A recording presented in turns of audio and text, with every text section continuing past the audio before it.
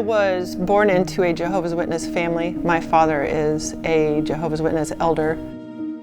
But in my upbringing, there was a lot of divorces. There were family members that couldn't speak to their parents anymore. So I think at a very young age, I was really questionable about what I was being shown was our purpose for living, you know?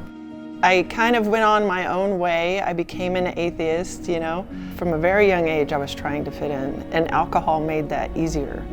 I got married. I married a very nice man who I even said when I was an atheist that he was a gift from God. As my addictions grew, needless to say, my marriage fell apart. When I left my family, I didn't want to deal with the fact that I had addictions that were the problem. So I am a divorced mother of two, very much a functioning alcoholic, in a horrible relationship that was very narcissistic, very abusive, broke my heart on a level that I just don't think I was going to come back from. I was empty. I thought that I had made so many mistakes that the good life was not going to be for me. September 10th, 2022, I'm sitting on my couch.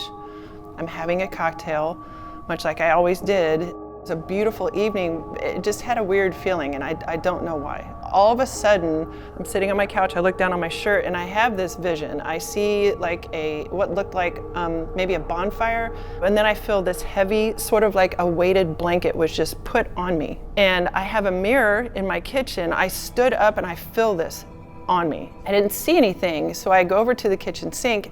I put my hands on the basin, and I'm just looking up at the window. My kitchen ceiling had disappeared. It was clouds. I hear this voice, "Do you believe in God?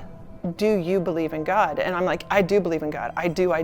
In that moment, when I said that, I could feel something being peeled off of me. And then I look over my shoulder towards the door, and I see this dark, smoky figure, and it looked back at me. And I hear a voice that came from the floor, like somebody was talking from the basement, and it said, "Pride and ego."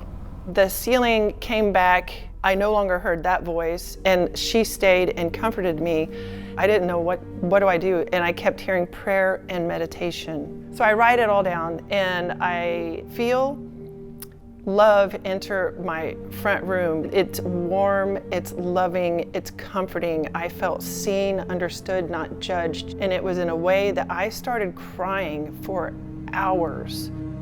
I guess it was Jesus. And he was comforting me and allowing me to release things that were burdened on my soul that I really had no idea about. All this pain I was lugging around with me for so long. Self-judgment, self-hatred, just self-unacceptance.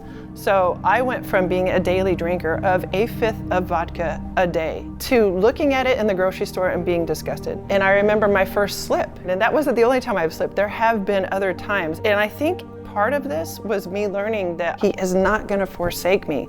I was so used to, I had 7 parents growing up. I'm used to people dropping the ball. And